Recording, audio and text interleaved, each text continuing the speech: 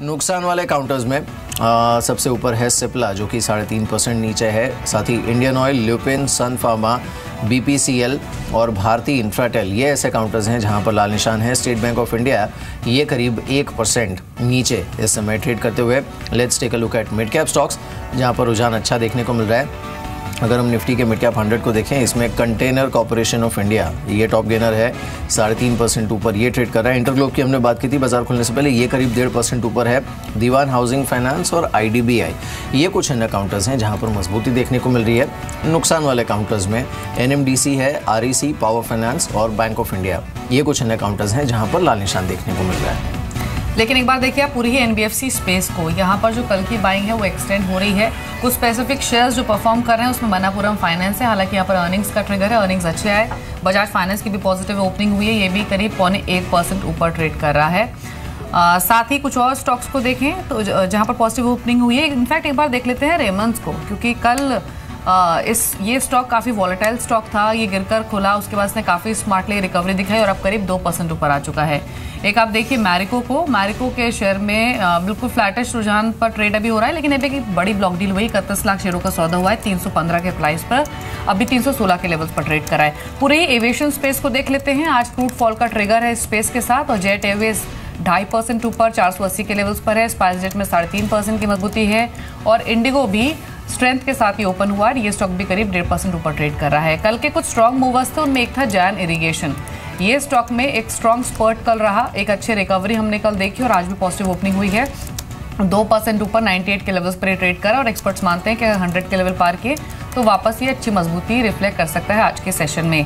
लेकिन कल स्ट्रेंथ ली हुई थी प्राइवेट बैंक्स ने। एक बार पूरे प्राइवेट बैंकिंग स्पेस को देख लेते हैं। कल छोटे और बड़े प्राइवेट बैंक्स अच्छे परफॉर्म कर रहे थे, लीड कर रहा था ICICI बैंक, आज पॉजिटिव शुरुआत, 0.5% ऊपर है ICICI bank, yes bank positive है, HDFC बैंक, एक्सिस बैंक थोड़ा फ्लैटिश टोन दिखा रहे हैं, लेकिन छोटे बैंकों ने भी अच्छी परफॉर्मेंस दिखाई थी, specially federal bank, Karnataka bank, RBL bank, यहाँ भी रुझान पॉजिटिव रहा था। RBL बैंक आज से F&O में भी शामिल हुआ है, तो ये स्टॉक पर भी आप नजर रखें, करीब 0.5 से 0.1% ऊपर अभी ये ट्रेड कर रहा है। लेकिन इंडेक्स लेवल्स के बाद फिर से देखें तो निफ्टी 9500 के लेवल्स के साथ अभी स्ट्रगल करते हुए बिल्कुल ये स्ट्रगल कर रहा है यहाँ पर। और देखिए निफ्टी बैंक को, आपने बैंकिंग स्टॉक्स की बात की, कुछ है निफ्टी बैंक को अगर आप देखेंगे ये करीब 50 पॉइंट नीचे इस समय ट्रेड कर रहा है, जिसमें HDFC bank, state bank of India, IndusInd bank, PNB ये सारे बैंक्स ऐसे हैं जो कि लाल निशान में है। तो थोड़ा सा एक lack of conviction bank of पूरे ही बैंकिंग स्टॉक्स में फिर से एक बार देखने को मिल रहा है। सेंसेक्स हालांकि होल्ड कर रहा है, नया हाई इसने हिट किया आज भी खुलने के बाद और अभी भी 34-35 पॉइंट्स ऊपर ये इस समय ट्रेड कर रहा है। जो कैश के गेनर्स हैं, जहां पर हमने अच्छे वॉल्यूम्स के साथ सबसे ज़्यादा बाइंग देखी है, उन स्टॉक्स को भी देख लेते हैं।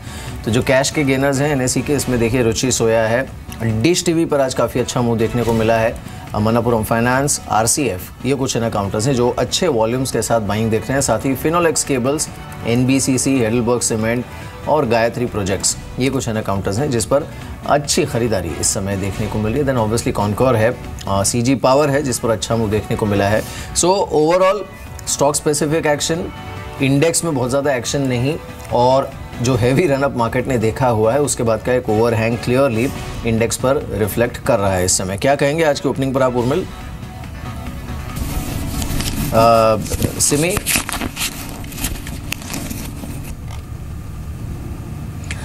जी बिल्कुल मिहिर, जैसा एक्सपेक्टेड था वैसे ही हुआ है फ्लैटिश ओपनिंग पर। फ्लैटिश ओपनिंग के बाद भी मैं ये कहूँगी कि जो मोमेंटम का एक्वायर किया है, स्पेशली एक अच्छा करेक्शन के बाद, मुझे लगता है कि आज ही शायद ये एक नया हाई टेस्ट करेगा। 9532 के आसपास जाने के बाद स्पॉट लेवल पर निफ्टी का नया हाई बन जाएगा, वो तो बहुत जल्दी शायद अचीव हो जाएगा। 9535 से 9555 का हल्का सा एक रेजिस्टेंस है, वो रेजिस्टेंस क्रॉस करेगा तो 9590 से 9600 तक का टारगेट भी देखने को मिल सकता है। रहा सवाल बैंक निफ्टी के, निफ्टी बैंक के, तो मैं ये कहूँगी कि हो सकता है कि थोड़ा बहुत वीकनेस के साथ ये अभी ट्रेड कर रहा है, पर ओवरऑल जो ब्रेकआउट बैंक निफ्टी ने दिखाया, जो परफॉर्मेंस कल का था, उसके बाद मुझे लगता है कि बाय ऑन डीप स्ट्रैटेजी यहाँ पे भी मेंटेन करना चाहिए। मेरा जो सपोर्ट है आज के दिन के लिए वो 22,900 से 22,880 का है, इस रेंज को ये होल्ड करेगा तो ज़रूर खरीदारी करने में करना चाहिए। 22,250 से 300 का मेरा इनिशियल टारगेट है। अगर ये टारगेट अचीव हो जाएगा तो मुझे लगता है कि 30,470 से 500 का नेक्स्ट टारगेट होगा बैंक निफ्टी में। तो बाई ऑन डिप्स यहाँ पे भी मेंटेन करेंगे। थोड़ा सा हल्का सा करेक्शन अभी दिखा रहा है, पर बहुत जल्दी ये करेक्शन खत्म हो जाएगा। आज के सेशन में अगर हम इंडेक्स के गेनर्स और लूजर्स को देखेंगे, स्पेशली पहले 5 स्टॉक्स, तो एक चीज़ कॉमन है, वो है फार्मा। आज बढ़ने वाली साइड पर भी फार्मा स्टॉक्स हैं और गिरने वाली साइड पर भी फार्मा स्टॉक्स हैं। जो बढ़ रहे हैं पहले आप उन्हें देखिए, डॉक्टर रेड्डीज, औरबिंदो फार्मा दिन के ऊपरी स्तरों पर हैं, और अगर गिरने वाले स्टॉक्स देखेंगे तो सन फार्मा और सिप्ला, ये दोनों स्टॉक्स कमज़ोर है। ये सिमी स्पेशली डॉक्टर रेड्डीज और औरबिंदो फार्मा, हालांकि न्यूज़ स्पेसिफिक रिकवरी है, लेकिन क्या ये रिकवरी इन स्टॉक्स को और ऊपर ले जा सकती है? कोई ट्रेड आप लेना चाहेंगे औरबिंदो फार्मा या फिर डॉक्टर रेड्डीज में? जी बिल्कुल लेना चाहेंगे, क्योंकि आज न्यूज़ में है और मेंटेन भी कर रहा है स्ट्रेंथ। पर ये जो ट्रेड मैं रिकमेंड करूँगी, दोनों का ही इंट्राडे के लिए ही मैं रिकमेंड करूँगी। कोई ट्रेड आगे लेके जाने का नहीं है, क्योंकि फार्मा सेक्टर बहुत ही वीक है। मुझे लगता है कि हो सकता है ये स्ट्रेंथ नेक्स्ट वीक तक मेंटेन ना करे। तो औरबिंदो फार्मा, डॉक्टर रेड्डी दोनों में बाई किया जा सकता है, पर स्टॉप लॉस भी अकॉर्डिंगली फॉलो करना पड़ेगा। सिप्ला में मैंने पहले कहा था दीपाली, मैंने कल 485 का टारगेट के लिए सेल करवाया था मेरे क्लाइंटों को, तो 500 का लेवल के आसपास आके ये घूम के ऊपर बंद कर दिया था। आज अगर मैं कैरी फॉरवर्ड करती, क्योंकि वो मैंने मे सीरीज़ का ही लिया था, इसलिए कैरी फॉरवर्ड नहीं हो पाया था, तो आज अगर वो कैरी करती तो आज मेरा टारगेट आ जाता। तो सिप्ला का यही टारगेट था 485 का। मैंने पहले भी कहा था कि सिप्ला में कुछ दिन पहले 486 का एक लो बना था, और उसी लो का टारगेट मेरा था रिजल्ट्स के बाद। रहा सवाल सान फार्मा की, तो मैं ये कहूँगी कि इसमें भी आज रिजल्ट्स है, काफ़ी वीकनेस है चार्ट में, पर रिजल्ट्स के बाद ये और पीट सकता है, पर ऑलरेडी इतना ऊपर नीचे आ चुका है, यहाँ से नया प्रोजेक्शन देना बहुत मुश्किल है। बस स्टॉप लॉस लगा के यहाँ पे भी शॉर्ट किया जा सकता है, या कोई भी रैली मिलता है तो वहाँ पे भी शॉर्ट किया जा सकता है। पूरा सेक्टर वीक है, पर डॉक्टर रेड्डी में और औरबिंदो फार्मा में अगर आज लॉन्ग करना है तो आज के लिए स्टॉप लॉस फॉलो कीजिएगा अकॉर्डिंगली स्ट्रिक्टली, और ट्रेड आगे मत लेके जाइए, इंट्राडे में ख़त्म करके चले जाइए। एक दो स्टॉक्स जहां पर वॉल्यूम्स के साथ काफ़ी अच्छी तेज़ी देखने को मिल रही है, उसमें एक तो मनापुरम फाइनेंस है। ये कैश में काफ़ी अच्छी वॉल्यूम्स के साथ चल रहा है, ओपन भी स्ट्रॉन्ग हुआ था, अभी होल्ड कर रहा है। डिश टीवी एसएल समूह की कंपनी है ये, दैट्स अ डिस्क्लोजर, ये भी करीब 6% ऊपर काफ़ी स्ट्रॉन्ग बाइंग दिख रहा है, और वो भी अच्छे वॉल्यूम्स के साथ। कुछ और काउंटर्स में एक फिनोलेक्स केबल्स की बात की थी सिद्धार्थ ने, वो करीब 4.5% ऊपर है।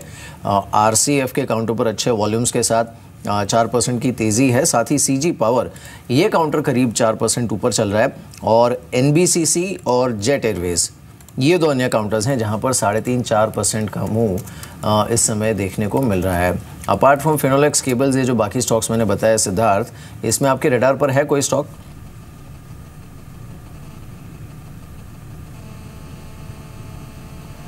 देखिए, इनमें से कोई भी स्टॉक हमारे रडार पे नहीं है, बट दूसरी स्टॉक जो मैं रेकमेंड करना चाहूँगा वो है केईसी इंटरनेशनल। हम मानते हैं कि ये स्पेस में जिस हिसाब से मार्जिन में एक्सपेंशन मिल रहा है, जिस हिसाब से ऑर्डर बुक ग्रो हो रहा है यूपी में नई गवर्नमेंट आने के बाद, ओवरऑल पर्सपेक्टिव से हम मानते हैं कि 20% अर्निंग ग्रोथ हो सकती है CAGR बेसिस पे for KEC international. KEC international पे भी एक निवेश ज़रूर करना चाहिए। 325 के टारगेट प्राइस से आने वाले क्वार्टर में नतीजे बहुत ही बेहतरीन हो सकते हैं ये कंपनी के लिए। जी, एक बार आप देखिए अशोक लेलैंड को, कल अर्निंग्स आए, अर्निंग्स के बाद ये स्टॉक ऑलमोस्ट 4% के गेंस के साथ क्लोज हुआ था, आज फिर से मजबूत है। एक इन्फॉर्मेशन ये भी आपको दे देते हैं कि 7 जून रिकॉर्ड डेट तय की गई है हिंदुजा मर्जर के लिए। लेकिन सिद्धार्थ, आपने अपना क्या व्यू मेंटेन किया पोस्ट अर्निंग्स और specially post management commentary? Management ने तो कहा है कि FY17 जो है ओवरऑल ठीक ठाक रहा, और ये भी उन्होंने कहा कि BS4 और GST दोनों की तरफ ही जो ट्रांजिशन होगी कंपनी की वो स्मूथ होगी। क्या व्यू है आपका इन लेवल्स पर?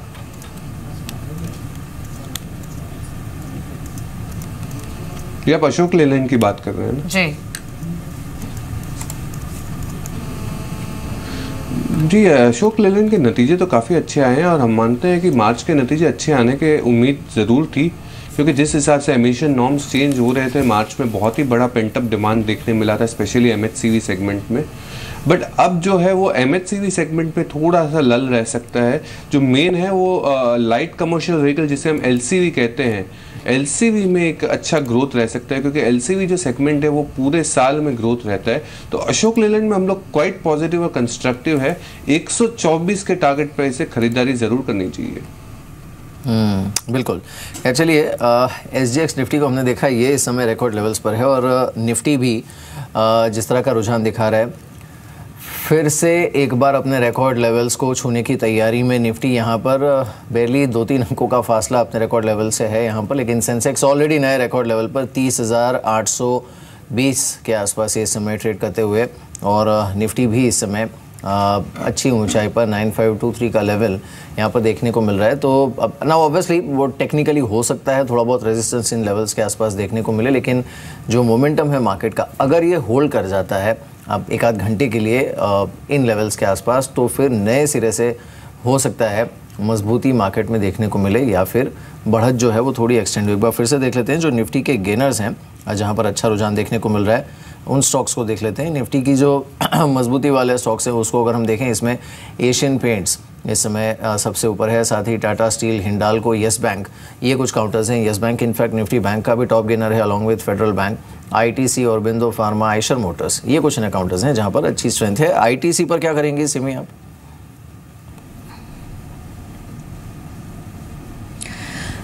जी आज रिजल्ट्स हैं इसलिए कोई कॉल लेना बहुत मुश्किल है, पर ओवरऑल जो चार्ट है उसमें तो सिर्फ लॉन्ग कॉल ही दिया जा सकता है।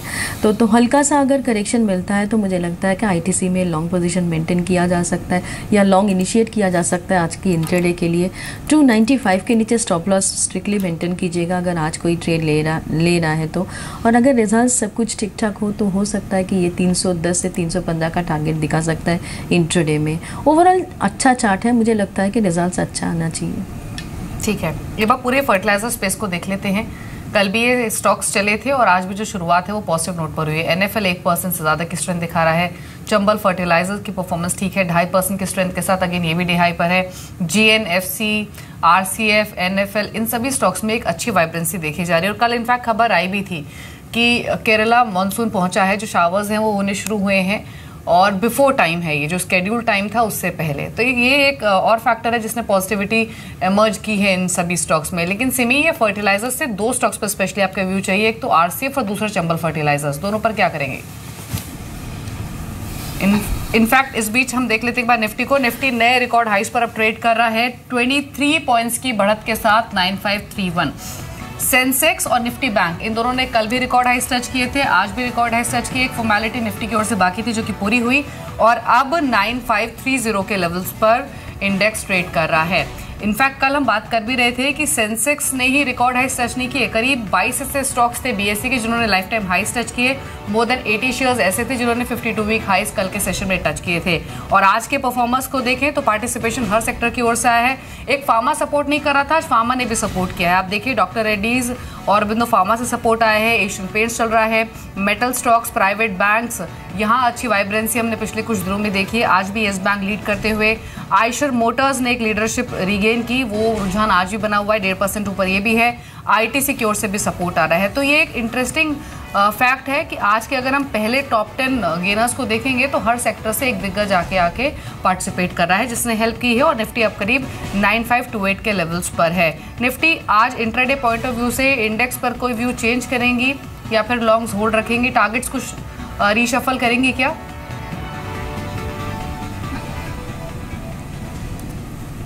सिमी जी टारगेट रिशफल तो नहीं, मैंने तो और ज़्यादा टारगेट दे दिया था। एक तो 9535 से 9555 का मेरा इनिशियल हार्डल था, उसी के आसपास निफ्टी ट्रेड कर रहा है। 9555 क्रॉस करेगा तो मैंने कहा था कि मेरा नेक्स्ट टारगेट 9590 से 9600 का है। वो मेरा इंट्राडे का ही टारगेट है। 9600 तक का टारगेट मैं आज के दिन के लिए एक्सपेक्ट कर रही हूँ। अगर आज नहीं होता है तो मैं ट्रेड को मंडे तक लेके जाने के लिए तैयार हूँ। मुझे लगता है कि अच्छा सा करेक्शन के बाद निफ्टी में कल एक अच्छा सा रिकवरी दिखाया था निफ्टी ने, तो आज ये मेंटेन, कल ज़्यादातर शॉर्ट कवरिंग था, आज फ्रेश बाइंग होगा क्योंकि मार्केट ने आज नया हाई बना दिया है। तो ये तो मेंटेन करना ही चाहिए। मुझे लगता है कि 9600 तक का लेवल भी देखने को मिल सकता है आज। बिल्कुल। इस बीच देखिए निफ्टी के लिए फिलहाल तो रिकॉर्ड लेवल्स हैं ही, लेकिन मॉनसून जो है उसका प्रोग्रेस जिस तरह का है, फिलहाल उसका रब ऑफ हम देख रहे हैं पूरे फर्टिलाइजर स्पेस पर। सारे ही जो फर्टिलाइजर स्टॉक्स हैं उस पर आप देखेंगे तो काफ़ी अच्छा रुझान देखने को मिल रहा है। अब अगर मॉनसून का प्रोग्रेस अच्छा रहा पूरी जून की सीरीज़ के दौरान, तो देन दीपाली फिर जो पूरी जून की सीरीज़ है ना, उसमें भी आप काफ़ी एक्शन एक्सपेक्ट कर सकती हैं निफ्टी पर, क्योंकि ये एक ऐसा ट्रिगर होता है जो कि थोड़ा सा अनप्रेडिक्टेबल होता है लेकिन ऑन गोइंग होता है। अगर उसका प्रोग्रेस अच्छा रहा तो इसे मार्केट फैक्टर इन करते जाएगा। And then you have GST coming up जुलाई में जो कि किक ऑफ होगा। तो ट्रिगर्स कई सारे हैं जो लाइंड अप हैं मार्केट के पास और इस पर नज़र रहेगी। फर्टिलाइजर स्टॉक्स पर सिद्धार्थ आपका व्यू क्या है?